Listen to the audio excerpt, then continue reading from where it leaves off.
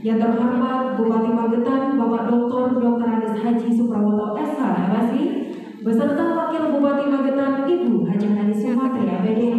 Yang kami hormati anggota Forkopimda Kabupaten Magetan atau yang mewakili. Yang kami hormati pula Sekretaris Daerah Kabupaten Magetan beserta para asisten dan staf ahli Bupati. Yang kami hormati Kepala Dinas Komunikasi dan Informatika Kabupaten Magetan beserta Kepala OPD di lingkungan pemerintah Kabupaten Magetan, serta rekan-rekan media dan Bapak Ibu tamu undangan hadirin yang berbahagia. Bapak dan Ibu, pemerintah Kabupaten Magetan untuk pertama kalinya menggulirkan ajang Media Award 2021 bagi media cetak, online maupun elektronik sebagai wujud apresiasi pemerintah Kabupaten Magetan kepada insan pers di wilayah Kabupaten Magetan yang selama ini berkontribusi besar dalam menyajikan setiap berita, program-program unggulan pimpinan daerah dalam mewujudkan visi Magetan Smart. Dan penuh berkah dari Allah Subhanahu wa Ta'ala bahwasanya hari ini Kamis 30 Desember 2021 kita bersama dapat hadir dalam acara Media Award tahun 2021.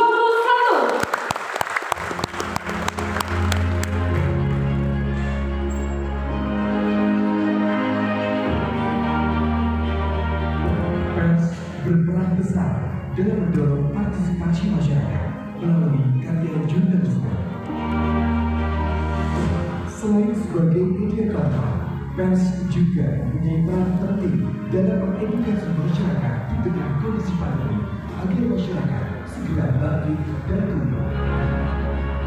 Untuk itu, kami ucapkan terima kasih kepada media yang telah berpartisipasi dalam Media Award 2021. Hadirin yang kami hormati. Assalamualaikum warahmatullahi wabarakatuh. Waalaikumsalam warahmatullahi wabarakatuh. Yang kami hormati Bapak Bupati Magetan, yang kami hormati Ibu Wakil Bupati Magetan, yang kami hormati Forkopimda Kabupaten Magetan terus atau yang mewakili, yang kami hormati Bapak Sekda Kabupaten Magetan, Bapak Asisten Staf Ahli, yang kami hormati Bapak Kepala SKPD se-Kabupaten Magetan, rekan-rekan jurnalis serta pelaku media sosial yang berbahagia. Puji syukur pada senantiasa kita panjatkan kehadirat Allah Subhanahu wa Ta'ala, yang mana pada pagi hari ini kita dapat berkumpul bersama melaksanakan aktivitas mengikuti kegiatan penganugerahan Media Award Magetan Bangkit dan Tumbuh di Era Pandemi tahun 2021. Pada kesempatan ini izinkan kami menyampaikan laporan pelaksanaan kegiatan Media Award Magetan Bangkit dan Tumbuh di Era Pandemi sebagai berikut. Yang pertama, dasar penyelenggaraan.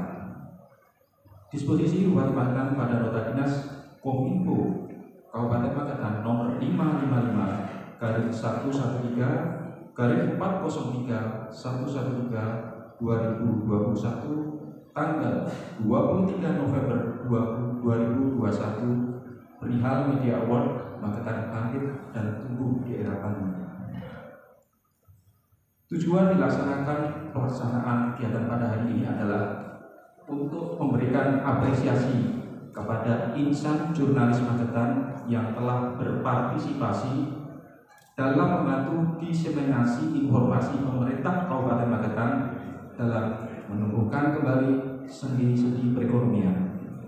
Selain itu, harapan kedepannya karya-karya jurnalistik yang dikeluarkan oleh rekan-rekan media kedepannya akan menjadi referensi informasi yang berkualitas bagi masyarakat kita semuanya. Waktu dan tempat dilaksanakan pada hari Kamis 30 Desember 2021 di Pendopo Sutiagraha pada pukul 9 sampai dengan selesai. Narasumber pada hari ini akan dihadiri secara virtual juga oleh Profesor Dr. Insinyur Muhammad Nuh. Kemudian dari akademisi jurnalistik dari UGM, Dr. Ana Nadia Abrar MTS. Yang ketiga adalah jurnalis profesional Bapak Saidul Haq. Pelaksanaan kegiatan, proses seleksi dan penilaian dilaksanakan selama 1 bulan, dimulai pada bulan November 2021 dan penyerahan media award dilakukan pada hari Kamis 30 Desember 2021 pukul 9 dengan mengundang Forkopimda Magetan, OPD Pemkab Magetan, rekan-rekan media, admin media sosial yang ada di Kabupaten Magetan. Sumber dana kegiatan ini dibiayai dari APBDP Dinas Komunikasi dan Informatika Kabupaten Magetan tahun 2021. Demikian laporan kami sampaikan untuk menjadikan maklum dan mohon berkenan Bapak Bupati Magetan untuk kiranya dapat memberikan sambutan atau arahan pada kegiatan pada hari ini. Terima kasih. Akhirul kalam, bila taufik, walhidayah. Assalamualaikum warahmatullahi wabarakatuh. Assalamualaikum warahmatullahi wabarakatuh. Saya Eli Rahmawati, Kepala Kejaksaan Negeri Magetan, beserta seluruh keluarga besar Kejaksaan Negeri Magetan, ingin memberikan semangat kepada rekan-rekan media selaku mitra kami dalam mempublis penegakan hukum untuk tetap menjadi yang terdepan dalam menyajikan berita-berita aktual, cepat, dan terpercaya, dan teruslah berkarya untuk menjadi pelita dan pelopor untuk rujukan informasi. Wassalamualaikum warahmatullahi wabarakatuh.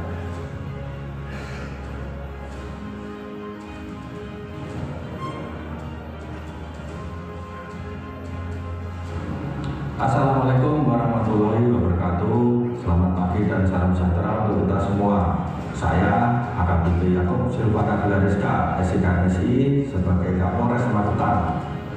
Mari kita perkuat kerjasama dan komunikasi antara seluruh elemen bangsa untuk menjaga keutuhan dan kemajuan bangsa dalam bingkai negara kesatuan Republik Indonesia.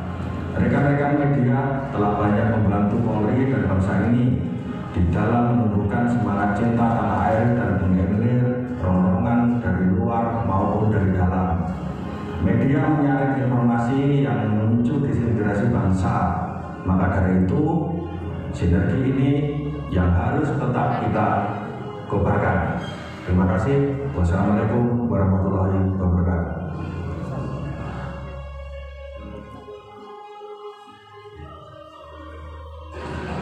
Assalamualaikum warahmatullahi wabarakatuh. Salam sejahtera bagi kita semua. Saya Komandan Kodim 0804 Magetan, Letnan Kolonel Infanteri Spoiler Jododo SIP, mengajak semua insan media di Kabupaten Magetan. Mari kita perkuat kerjasama dan komunikasi antara seluruh elemen bangsa untuk menjaga keutuhan dan kemajuan bangsa dalam bingkai negara kesatuan Republik Indonesia. Rekan-rekan media telah banyak membantu TNI dan bangsa ini di dalam menumbuhkan semangat cinta tanah air dan mengeliminir rombongan dari luar maupun dari dalam negeri. Media menyaring informasi yang memicu disintegrasi bangsa. Sinergi ini harus tetap dikobarkan. Sekian, wassalamualaikum warahmatullahi wabarakatuh.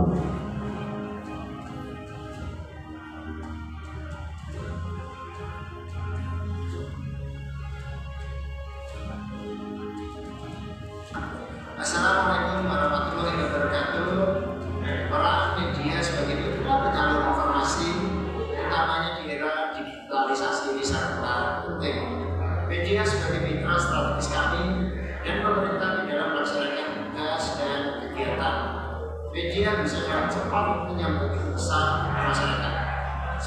pilar keempat dalam demokrasi media bisa mengaplikasikan 3 fungsi utama Dewan dalam rangka mendukung fungsi-fungsi DPRD, yaitu legislasi, budget, dan pengawasan.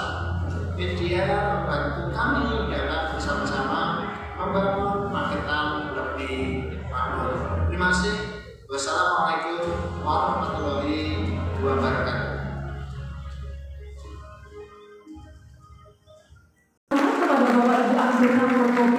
Yang berkenan memberikan pesan yang tentunya bisa dijadikan motivasi kedepannya untuk kemajuan insan garis khususnya di Kabupaten Magetan. Bapak dan Ibu hadirin yang kami hormati, berikutnya tiba saatnya kita ikuti bersama sambutan Bupati Magetan. Kepada yang terhormat Bapak Dr. Andes Haji Suprawoto SH MSI, disilakan.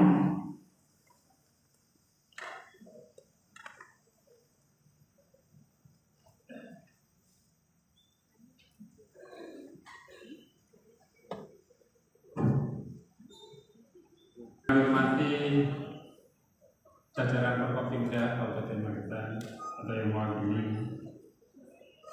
Wakil Bupati Magetan, Kepala UPD, Dewan Juri sekaligus narasumber, rekan-rekan jurnalis, dan tamu undangan yang berbahagia. Puji syukur marilah kita ucapkan kehadirat Allah Subhanahu wa Ta'ala, Tuhan yang Maha Pengasih atas rahmat, hidayah, dan karunia-Nya. Hari ini kita dapat dipertemukan pada acara Media Award tahun 2021 dalam kondisi sehat walafiat, tidak kurang satu apapun juga. Amin. Bapak Ibu yang kami hormati, hari ini kita tadi laporan dari Kadis Kominfo, pertama kali kita melakukan Media Award. Bukan maksud saat pemerintah mau kemudian membelenggu panjenengan, tidak sama sekali. Ini adalah bentuk apresiasi terhadap panjenengan yang telah menunaikan tugas jurnalistik dengan sebaik-baiknya menurut penilaian Dewan Juri. Mengapa ini saya sampaikan di awal begini? Di pemerintahan ini sejarah membuktikan rezim siapapun yang berkuasa itu awalnya selalu memberi janji untuk kebebasan, kemerdekaan pers, berpendapat dan seterusnya. Tapi ujung-ujungnya kemudian mengatur. Ini adalah fakta sejarah yang tidak mungkin kita pungkiri. Saya sudah menulis di berbagai media, di antaranya saya ingat pada waktu tanggal 9 Februari Hari Pers Nasional tahun 2007. Saya menulis di sebuah koran nasional, yaitu diantaranya yang mau saya sampaikan. Begini, ketika Bung Karno sebagai wakil bangsa dengan Bung Hatta memproklamirkan kemerdekaan bangsa ini, salah satu janjinya beliau dan termaktub dalam Undang-Undang Dasar Pasal 28 bahwa kebebasan itu sangat dilindungi. Oleh sebab itulah ketika Belanda masih ingin menjajah Indonesia, bahu-membahu pers media waktu itu dengan pemerintah bersatu padu untuk mengusir penjajah melalui informasi yang disampaikan. Kita bisa baca ya, media-media yang terbit tahun 45 sampai dengan tahun 50-an. Namanya aja menunjukkan bagaimana upaya pendiri itu untuk mengubarkan semangat. Contoh, media bahasa Jawa namanya Panebar Semangat yang didirikan tahun 33 oleh Dr. Sutomo. Ya, 3 September 1933. Media yang sampai saat ini usianya paling panjang dan masih terbit, ya, paling panjang. Ya, kebetulan medianya berbahasa Jawa. Namanya Panebar Semangat, menyebarkan semangat. Kemudian ada di Jogja yang lahir tahun 45, namanya Kedaulatan Rakyat. Jadi namanya menunjukkan visi dari media. Harian Merdeka, ya, dan seterusnya. Panjenengan bisa lihat, panjenengan kemarin di Aceh atau Museum PES di Solo, bisa lihat di sana. Media-media yang terbit sekitar tahun 45 sampai 50 itu menyiratkan bagaimana sang semangat untuk mengusir penjara. Tapi sejarah juga mencatat ketika kedaulatan itu sudah diperoleh, ya, kemudian PES mulai mengkontrol pemerintah. Apa yang terjadi? Bung Karno sebagai presiden malah kemudian mengatur, jadi sangat mengatur sekali. Jadi Anda kalau baca bukunya pembelajaran PES, ya, ada disertasinya orang Amerika, Dr. Smith, ya, itu terbit sekitar tahun 80-an. Di situ disebutkan, dicatat bagaimana Bung Karno kemudian memenjarakan orang yang berbeda pendapat. Itu fakta yang tidak kita tutupi, ya. Malahan Bung Karno kemudian menyatakan diri sebagai presiden seumur hidup. Plus saja kemudian nyanyi yang lagu barat, yang lagunya Beatles di penjara, hanya nyanyi gara-gara nyanyi. Coba bisa kita bayangkan. Itu fakta sejarah yang tidak bisa kita pungkiri, yang kita pungkiri. Awalnya kemudian memberi kebebasan, kemudian ketika dikontrol kemudian tidak nyaman. Demikian juga ketika Pak Harto berkuasa, rezim Orde Baru lahir, Orde Lama tumbang, Undang-Undang Nomor 11 Tahun 66 dibuat pertama kali. Jadi rezim Pak Harto itu membuat undang-undang yang pertama adalah Undang-Undang Nomor 11 Tahun 66. Pasal 4 menyebutkan PES bebas dari sensor dan pembedaan. Tidak ada sensor, tidak ada beredar. Ya. Jadi bulan madu itu sayangnya juga hanya berjalan sampai tahun 75. Ketika PES mulai kritis, investasi Jepang masuk, modal asing masuk, mahasiswa bergerak, demo, ya, kemudian terjadi peristiwa Maret 5 Januari tahun 1970. Apa yang terjadi kemudian?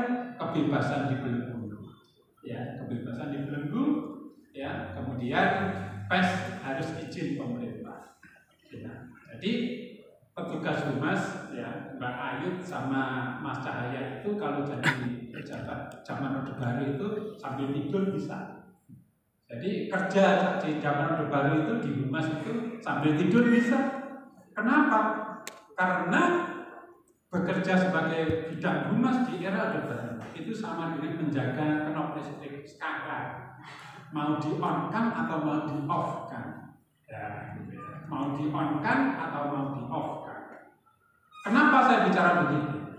Karena semua dikontrol, ya, semua dikontrol. Sampai-sampai begini, tidak pernah ada. Coba kalau tidak percaya, selama Orde Baru, apakah ada fotonya Pak Harto letaknya di halaman belakang? Nggak ada. Ya, coba kalau tidak percaya, lihat, ya, pasti di halaman. Pasti nggak etis, nggak elok, malah bisa-bisa dicabut, nggak akan siupnya. Surat izin usaha penerbitan PES, siup itu. Ya, dulu ada namanya itu. Ya. Jadi TV RRI aja satu-satunya yang boleh menyiarkan berita. RRI yang satu-satunya yang boleh menyiarkan berita. Radio swasta nggak boleh. Bolehnya hanya relay beritanya dari RRI. TVRI juga begitu, TV swasta boleh, tetapi hanya relay beritanya dari TVRI. Satu hari pernah saya hitung. Jadi radio swasta itu beritanya relay RRI itu 16 kali sehari. Jadi gitu. Oleh sebab itu jangan heran kalau dulu lagu-lagu itu sangat terpatri di otak. Ya, karena dalam teori dalam teori komunikasi itu kan ada teori dulu. Kalau pesan itu ditembakkan terus-menerus, gitu ya, itu akan apa? Akan terekam di dalam otak itu, teori komunikasi gitu. Walaupun teori itu sudah lama ya, sekitar tahun itu zaman liter ya, tapi itu masih bisa dipahami. Jadi kalau misalkan jenengan aja misalkan, maaf ya. karena air aqua, air kemasan itu ditembakkan terus-menerus di TV zaman Orde Baru, ding ding ding ding, ding ding ding ding, kan gitu ya, lagunya kan gitu. Kita ingat semua, ya aqua terpatri, sehingga sebetulnya aqua itu kan merek daging. Tapi jenengan kalau nyuruh anak-anak pernah bilang misalkan, nah belikan air kemasan, air mineral, nggak pernah kan? Bilangnya apa? Aqua. Beli aqua. Sing murah. Itu teori dulu kan. Ya, karena ditembakkan terus-menerus. Ya. Sampai sekarang saya masih hafal lagunya Keluarga Bintang. Ya, keluarga berencana. Nah, kan gitu ya. Indah waktunya saya lupakan lagi. Kan gitu. Karena setiap pagi disetel di radio gitu, terpatri di otak. Gitu ya.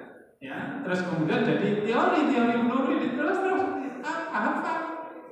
Ya, kenapa? Karena setiap pagi Sabta Marga misalkan setiap pagi ya.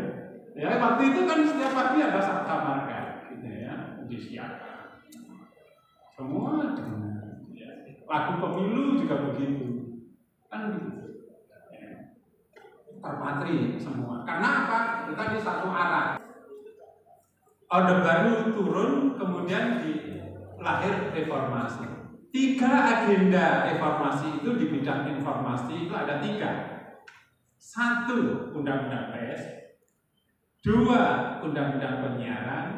Yang ketiga, Undang-Undang Kebebasan Memperoleh Informasi. 3 agenda itu yang dituntut reformasi di bidang informasi dan komunikasi.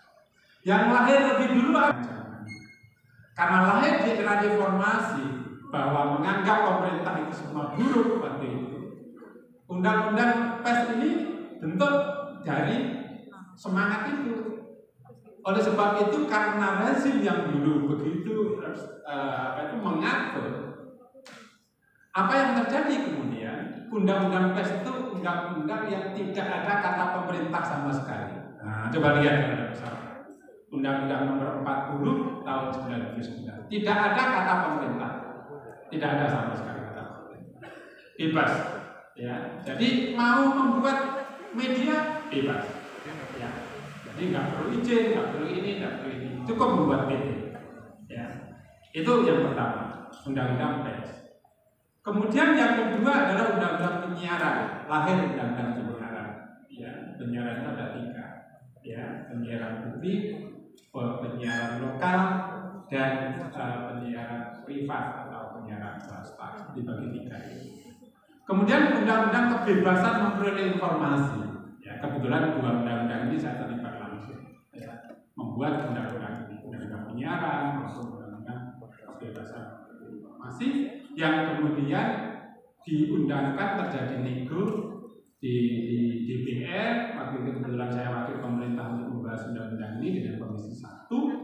Akhirnya disepakati Undang-Undang Keterbukaan Informasi Publik. Itu dulu RUU-nya namanya Undang-Undang Kebebasan Memperoleh Informasi. Mohon maaf, ini di luar negeri itu, jadi supaya teman-teman tahu, gitu ya. Di luar negeri itu semua exception atau yang dikecualikan itu dibuat dulu. Baru ada kebebasan memperoleh informasi, freedom of information. Kebetulan saya waktu itu belajar ke Inggris untuk membahas undang-undang ini dengan beberapa orang. Ya. Kalau di luar negeri itu semua exception atau semua perkecualian itu ada dulu. Ada undang-undang pertahanan negara, ada undang-undang rahasia negara, ada undang-undang data pribadi, ada undang-undang kesehatan, ada undang-undang macam-macam, baru ada undang-undang keterbukaan atau kebebasan memperoleh informasi. Nah, kita terbalik. Pada reformasi, wes kesuwen kok nek gawe undang-undang itu dulu. Wes pokoknya gawe undang-undang keterbukaan dulu. Nah, ini yang kemudian salah kaprahnya di situ. Kita belum punya undang-undang exception-nya, tapi sudah ada undang-undang kebebasannya. Itu faktanya. Sehingga apa? Terbalik-balik di Indonesia itu. Mestinya maaf ya, mestinya rahasia menjadi terbuka, yang terbuka menjadi rahasia. Contoh yang paling sederhana. Saya sampaikan di mana. Pegawai negeri itu kan ada NIP. Ya, NIP saya itu 19560302. Ini titik kan gitu ya. Artinya apa? Saya itu lahir tanggal 3 bulan 2 tahun 56. Itu dibuat di NIP. Pertanyaan saya, tanggal lahir itu rahasia atau bukan? Rahasia. Coba di luar negeri itu kalau Anda tanya tanggal lahir itu tanggal berapa, dijawab, tersinggung dia. Tapi di Indonesia malah dikasih NIP. Malah dipasang Pak Sekda itu apa PT, apa pajak pembangunan, NIP sekian. Jadi terbalik. Ya terbalik, mestinya rahasia gitu. Ayo coba nanti kalau sudah ketahuan tanggal lahirnya, ketemu ke Tony karek nyandet.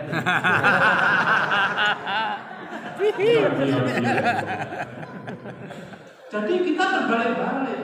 Mestinya ada yang dirahasia itu dibuka, malah yang mestinya dibuka ditutup.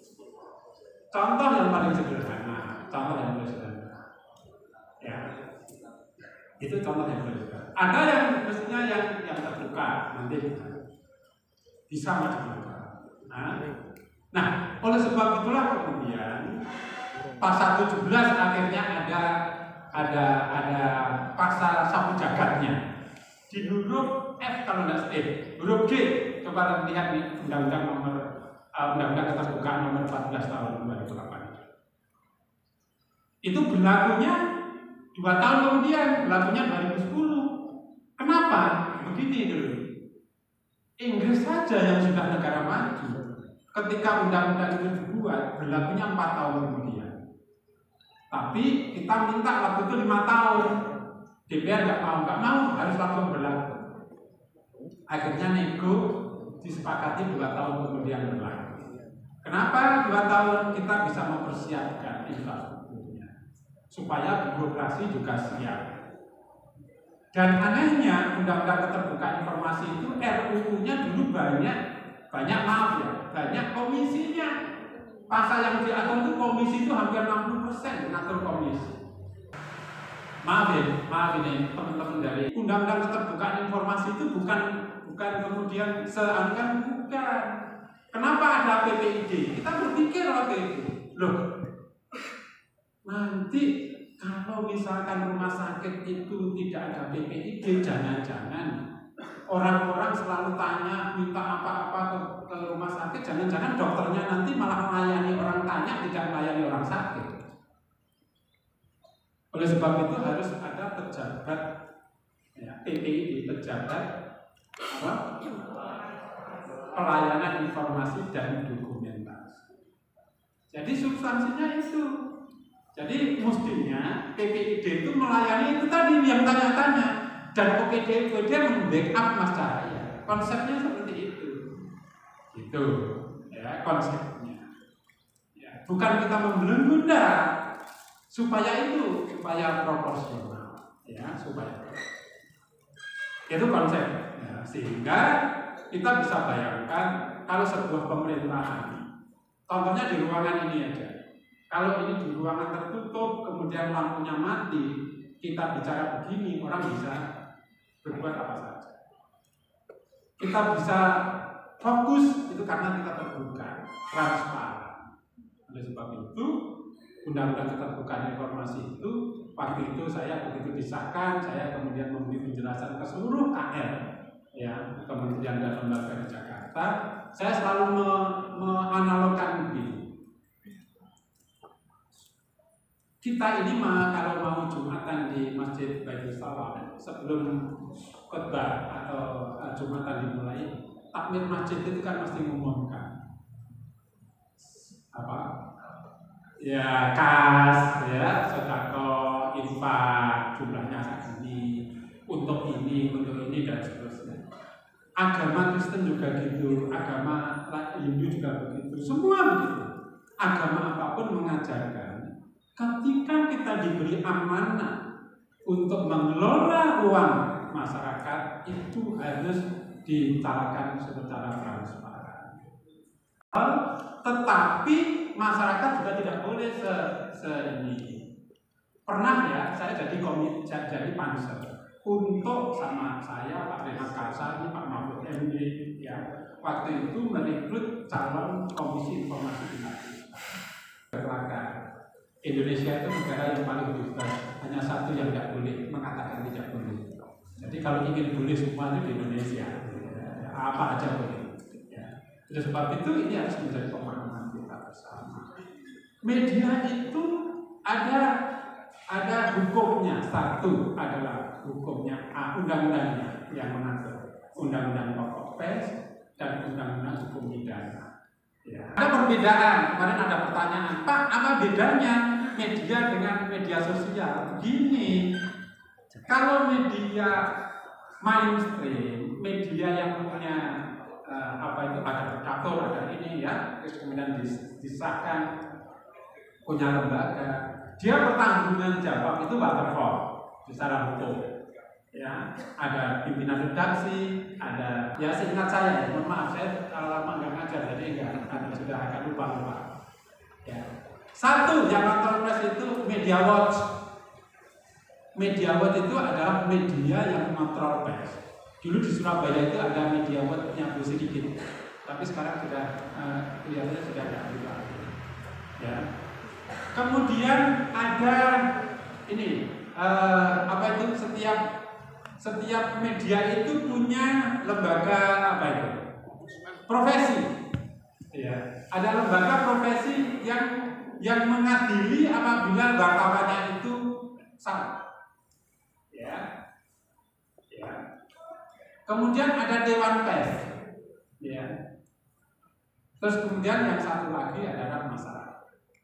Jadi itu yang mengontrol media itu. Ya, gitu. Kalau seorang media, misalkan ya, contoh sederhana. Satu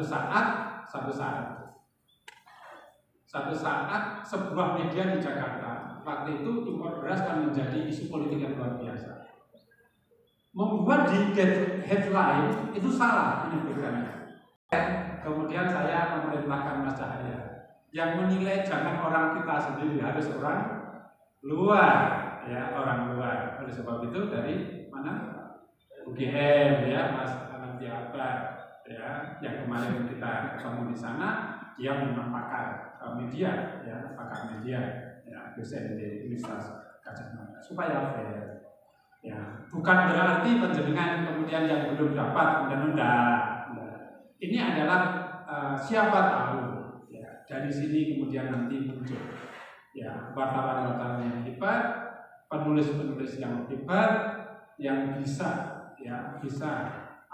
berkarir di tingkat mungkin provinsi, mungkin nasional, justru bahkan di tingkat internasional.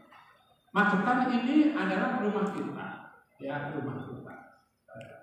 Saya tidak alergi kepada penjenengan misalkan memberitakan apapun, tetapi saya berharap penjenengan bijak, ya, sesuai dengan kaidah penulisan, sehingga semuanya diinfokan. Sebagaimana Undang-Undang Pokok Pers, bahwa salah satu, ya, fungsi pers itu adalah pendidikan, ya, gitu ya, mendidik masyarakat, memberi enlightenment, menjadi pencerahan, apalagi di era pandemi seperti ini.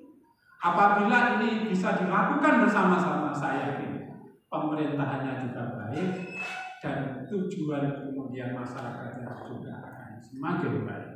Semangat semuanya untuk kebaikan. Media bekerja sesuai fungsinya, birokrasi bekerja sesuai dengan fungsinya. Tujuannya sama, untuk kesejahteraan masyarakat. Supaya pemerintah tetap pada relnya. Penjaringan mengingatkan kita, mengontrol kita, supaya pemerintah sesuai dengan relnya. Itulah makna dari kemudian Media Award ini. Mudah-mudahan apa yang kita akan lakukan hari ini dicatat sebagai kebaikan dan untuk kebaikan Magetan yang kita cintai bersama. Sekian, ada kurang lebihnya mohon maaf. Terima kasih. Assalamualaikum warahmatullahi wabarakatuh. Waalaikumsalam warahmatullahi wabarakatuh.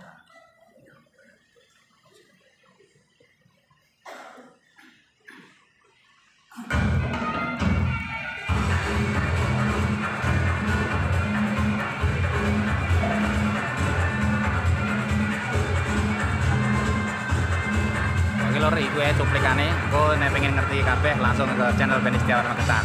Ciao. Benny Setiawan Magetan. Go yue. Nah, tetap subscribe ya. Oke lho. YouTuber kondang.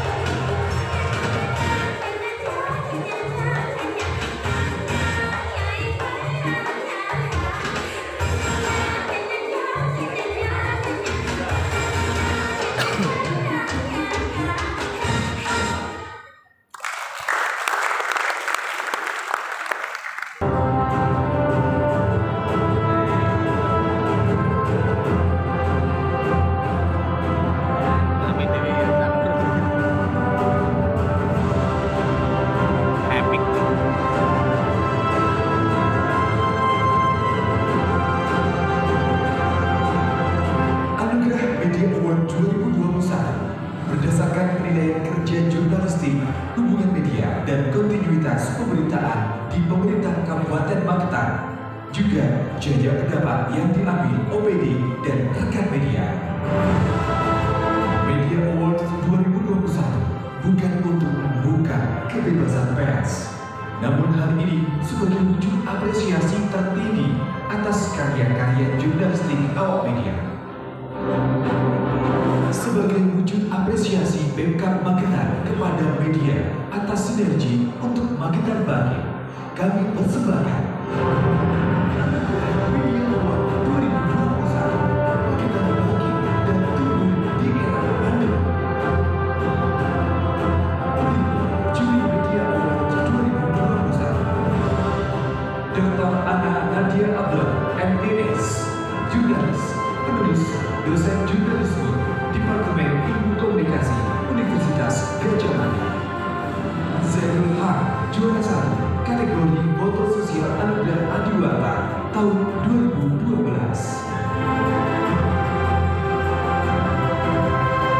Hadirin yang kami hormati, berikut nominator Anugerah Media Award 2021. Operator ya.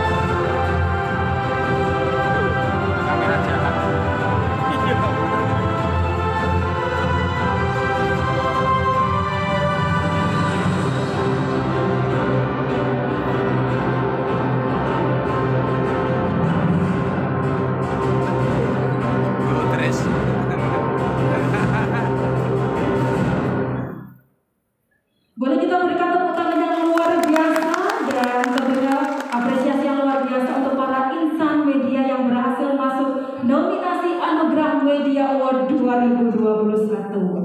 Hadirin yang kami hormati, kalau kita ketahui bersama, media baik media cetak, online dan elektronik di wilayah media. Tetapi memang di ajang ini hanya ada 27 nominator yang diambil. Media yang terbaik di antara media yang baik di wilayah Kabupaten Magetan. Tentunya juri juga sudah melakukan penilaian perspektif sesuai dengan kriteria yang sudah ditentukan. Dan hadirin, selanjutnya kita akan dengarkan bersama penyampaian dari Dewan Juri kita yang pertama, Bapak Dr. Ana Nadia Abdul, Master of Environment Studies, dalam tayangan video berikut ini. Menggunakan 7 kriteria yang meliputi pertama, framing Magetan Bangkit Magetan Tumbuh. Kalau cahaya ini ketemu ya.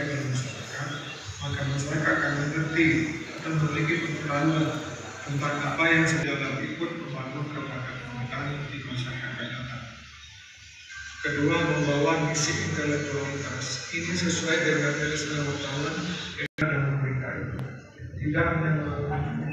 Tidak hanya melihat data-data yang membuat pembasmi sebagai rendah esensi. Ketiga, mengandung yang dimaksud dengan fakta yang menjawab tantangan buat. Kelima, yang mengandung fakta yang benar. Ukuran sederhana yaitu 6 jumlah kata dalam ini dibayangkan karek honor ya. menggunakan bahasa dan tidak menggunakan dialog atau menggunakan dengan untuk menunjukkan lebih tinggi dari 9 Izin senior. Secara selain tadi sudah juga sebagai juri, juga ada satu juri fotografi. Kesempatan hari ini juga akan menyampaikan sambutan melalui tayangan video. Untuk itu kita saksikan bersama dalam tayangan video berikut ini.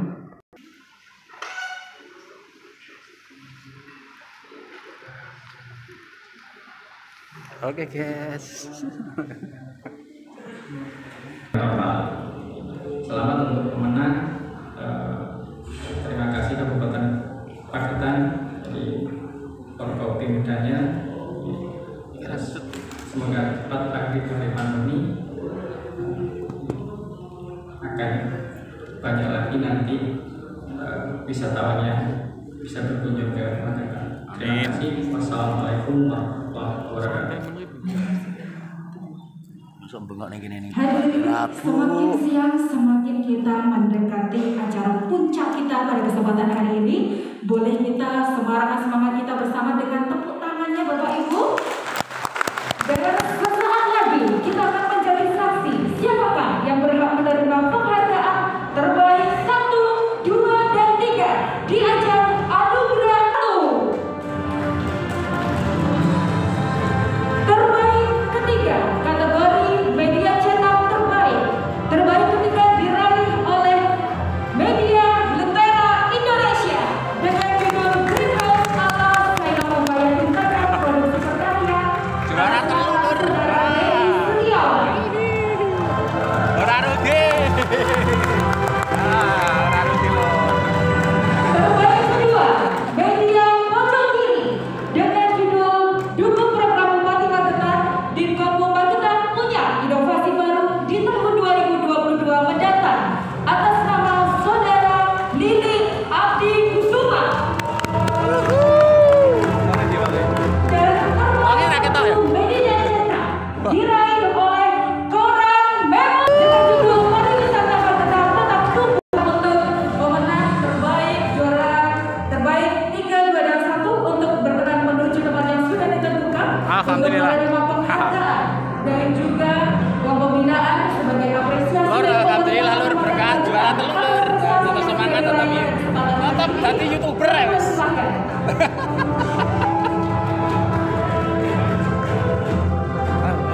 Saya tahu. Ini aku pas mata ya, kabar ya. Anu foto nih boleh. Enggak. Dan juga terbaik Foto nih siji dengan tenem. Nek misale anu mati. Saudara Lili Abdi Kusuma, Saudara Beni Setiawan, dan juga Norbianto untuk berkenan menuju tempat yang sudah ditentukan untuk menerima penghargaan.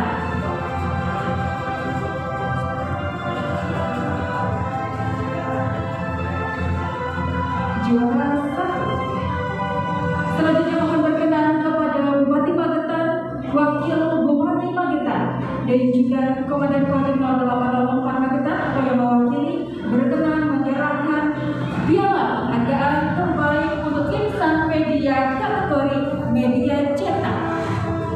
Terbaik 1 diraih oleh media Koran Memo atas nama Saudara Norbianto.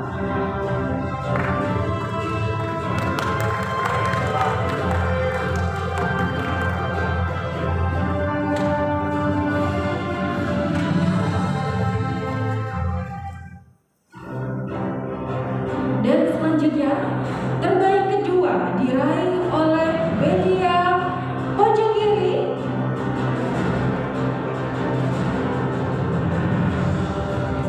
atas nama Bapak Lili Abdi Kusuma.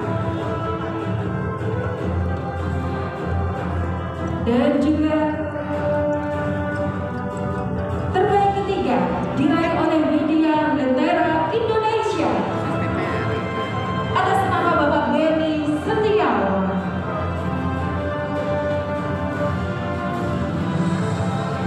Terima kasih. Selanjutnya mohon berkenan untuk berfoto bersama.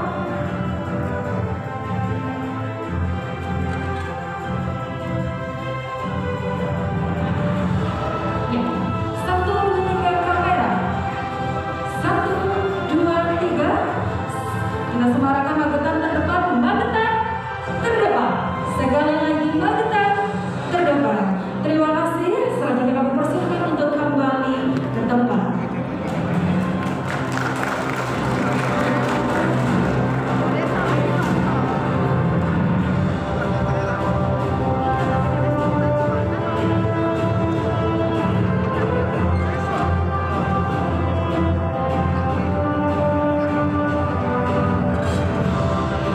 Dan berikutnya Anugerah Award tahun 2021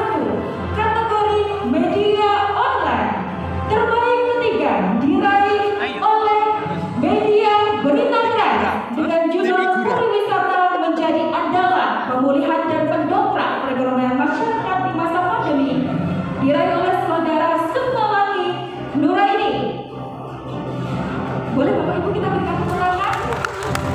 Dan juga terbaik kedua diraih oleh media Nusa Daily dengan judul Libur Nataru jadi titik balik kebangkitan wisata Magetan, ekonomi jalan COVID-19 aman. Dan terbaik satu dari kategori media online diraih oleh media Kompas dengan judul Kisah Sidi Romlan meyakinkan warga Magetan merubah sampah menjadi emas diraih oleh saudara Sukoco. Dan mempersilakan untuk meraih terbaik dari kategori media online untuk berkenan menuju tempat yang telah ditentukan.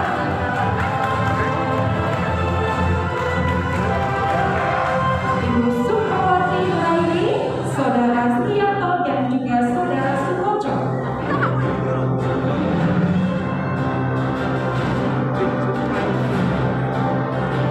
Waduh, imam tutupan nih. Dari mana tutupan kok? Aduh.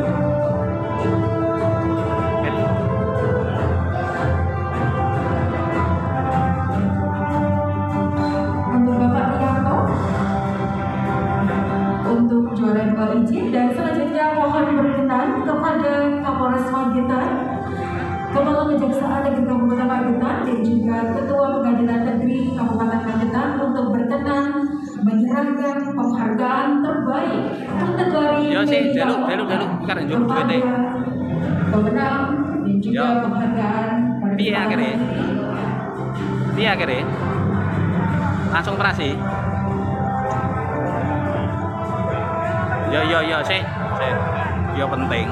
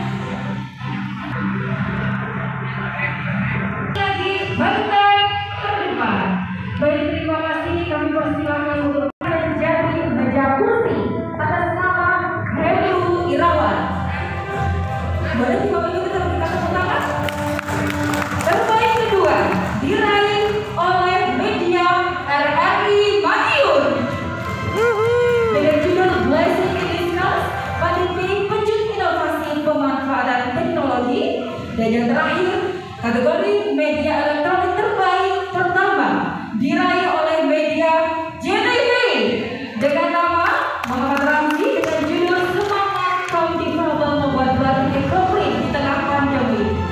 Boleh Bapak Ibu, selanjutnya kami persilakan Kemudian Forkopimda dan Wisma Indi dan juga Ketua PA Pengadilan Agama untuk berkenan menyerahkan penghargaan pada peraih terbaik nominator media elektronik.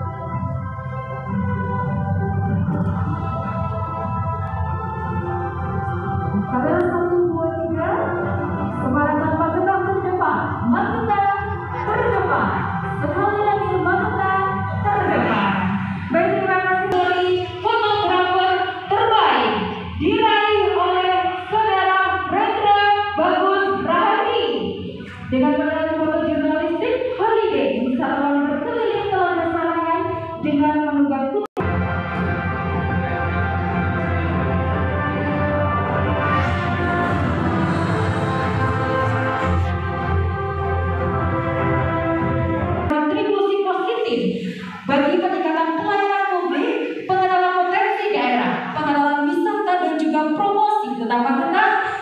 memberikan akun media terbaik dengan bijak bermedia sosial kepada yang pertama, Berita Magetan. Yang ketiga, Magetan Muda. Dan juga yang terakhir, akun media Dolar Magetan. Kepada